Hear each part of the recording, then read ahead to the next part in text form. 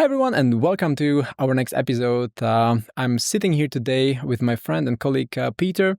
We are going to answer questions from our community, from my private clients, and in general from technology leaders who wonder how to go about their next career move. The one question that keeps coming back is about the hidden job market. So, Peter, is the hidden job market a real thing or not?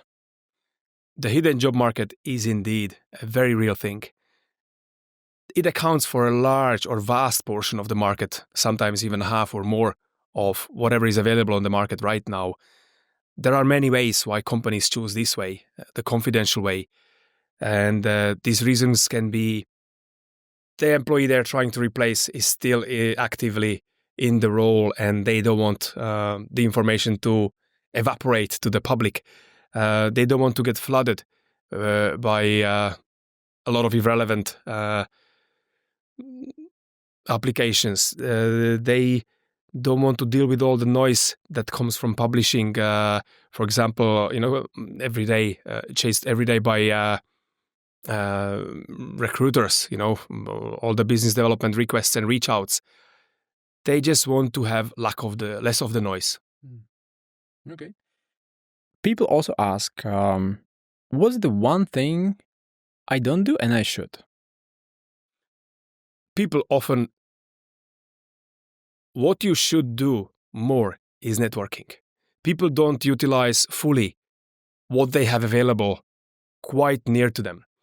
They don't present themselves in the right way. They don't tap on their network and they don't contact the relevant people who can either have an opportunity available to them or people who have people behind them that have an opportunity for them.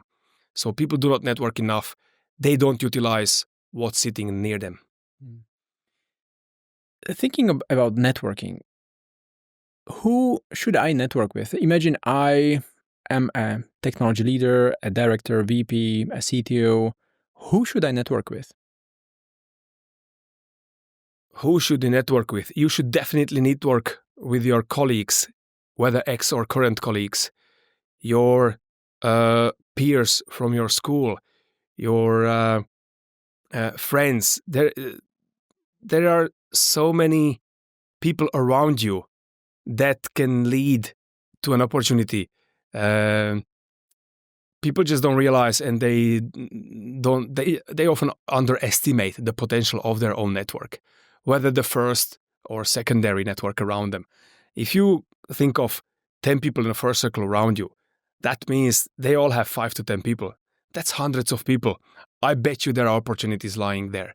All right, cool. There are some more questions. So the question number 4 was, how can I find companies that are hiring if they don't publish on LinkedIn jobs? The companies that don't publish jobs on LinkedIn, you can identify them by looking at other markers or signals which are telling you there is probably a large amount of hiring activity going on despite a lack of digital noise or advertising about it. Some of the points which I would look at: how fast the company is growing. If the company has a double or higher digit of a growth year over year, that means there is a lot of action going on, and there's probably a lot of hiring going on which is not visible on a first sight. Then there is also increase in sales or increase in financial activity. If you look at this information is quite often widely available and published, so you can have a look at their results. If you rank the companies, top fastest growing or top of their game type of companies, it's safe to assume that because they are on the top of their game, that means they are hiring. And the fact they do not advertise it is making it even more obvious that they are hiring. I would also look at the companies which have recently hired people that are hiring, because each recruiter is carrying a number of requisitions. And if they recently hired 1 or 2 recruiters, guess what? They have 20 to 30 jobs to cover. Well, that's a great tip, actually. Awesome. The next question was about LinkedIn still. And the question was, why do they don't publish? Why do companies and hiring managers don't publish on LinkedIn jobs specifically? Why they don't publish specifically on LinkedIn is there is a number of reasons I have mentioned a little bit earlier, and that's the reason for the hidden job market to exist.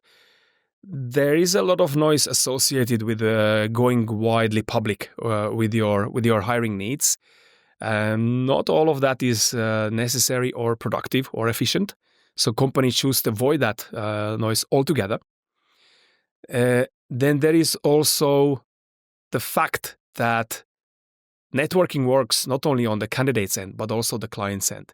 So the companies like to utilize their own network of leadership team or even the employees and look at people who are around them, because these leads or these people are usually a lesser labor, because the employees and managers who are in the company will know what type of people in their networks would highly likely be matching. So it's let's call that a low-hanging fruit to tap on that network first and see if there's a potential hire hiding in those circles. Based on your experience now and with all these AI tools, is the job of a recruiter easier? The job of a recruiter with the use of AI tools these days is a lot easier. Every technological leap, every technology which came up in the last 10, 20 years has shortened the distance between the recruiter and the candidate. But guess what? The game and the sharpness of the game also increased on the candidate side. So the candidates are utilizing AI and they are making their game much better. So I would say the utilization of AI tools, yes, it eased some of the heavy labor side of recruiters' job, but there still is a massive room for a proper good old recruitment once the phone is picked up and is dialed. Yeah. And candidates have beautiful resumes, which makes it much more difficult for recruiters, right? Candidates have fantastic resumes. They have fantastic social media profiles. They are picking their the way they present themselves, the blogs they read, and the networks they choose to join. So, that massively improves their game, but you still need a good eye of a recruiter, of an experienced recruiter, to select efficiently from all that what they need to proceed with. There was one question about the budget. The person asked, our CFO cut our budget and stopped working with external agencies. What's your view on this? Yeah, this absolutely. It's cutting their agency spending could be a sign of something on their end. They want to hire, but they don't want to spend too much, so they want to do it maybe in-house or utilizing their own networks. Okay, good, it can work for them. But if that company wants to attract A players, cutting the spending, decreasing the level of sophistication of their hiring, I don't know. You can answer yourself. If I'm an A player candidate and I see company cutting their spending and lowering their presence, maybe not working with the best agencies out there, would I like to join them? It's not a really good sign for me. Another question from CTO was, what strategy works to find and hire top people? Be smart about it. Don't be cheap about it. Do it wisely.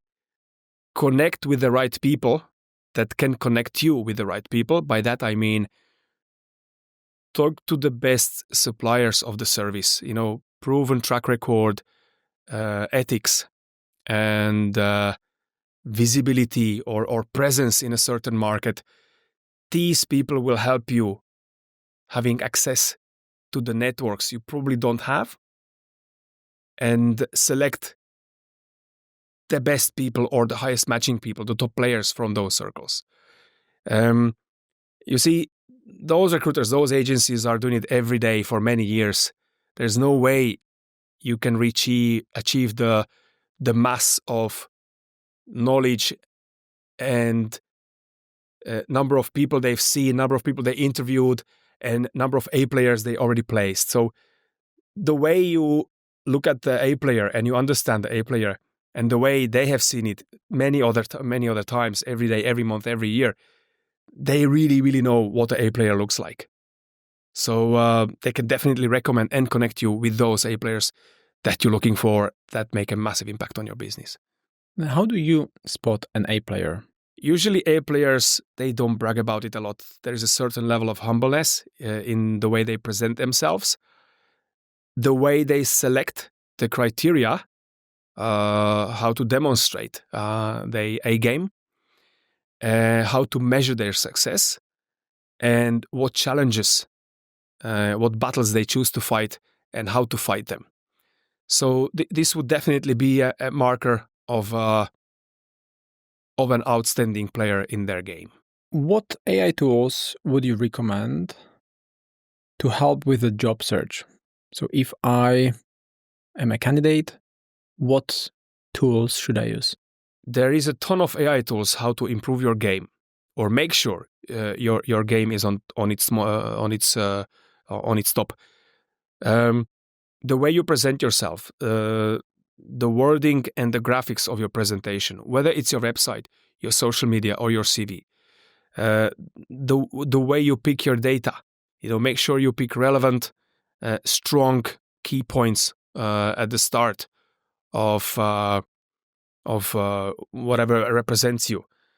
Then I would also utilize the tools of today to narrow down the potential opportunities for me. So the AI can pretty well study your background and recommend, first line or second line circles, which would highly likely have a matching opportunity for someone like me, and recommend companies which to go for or not, whether it's the size of a company, the dynamic pace, where the company is on its life cycle, whether it's a startup, scale up, or a well-established global corporation. The AI can pick from all the noise the stuff you need to pursue because you have a certain profile and you present yourself in a certain way. So it can definitely help you sharpen up your game. How is it going these days with recruiting on your end? As I'm progressing through my career and experience, the game is getting tighter. There is a lesser candidates for me to approach.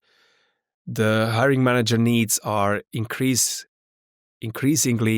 demanding, and everybody wants to see the really the top of the small group at the pinnacle of their game. So it's getting very individual. So I'm really picking my candidates. I'm really picking the way I'm approaching them to make sure I'm attracting them and generating interest at the very early stage. I also need to know very, very well what the need is, what generated the hiring need on my end, what the expectation of the candidate and of that role are, and what the criteria or what goals needs to be met by hiring that person. And that definitely helps to sell the role in a correct way, generate interest on the candidate's end, and make sure there is a consistency along the way, because people like that. Awesome. Wonderful. Well, we covered all the questions from the audience and from people from our network. So thanks for joining for now, and I hope to see you next week again. It was my pleasure as always. Thank you, Michael.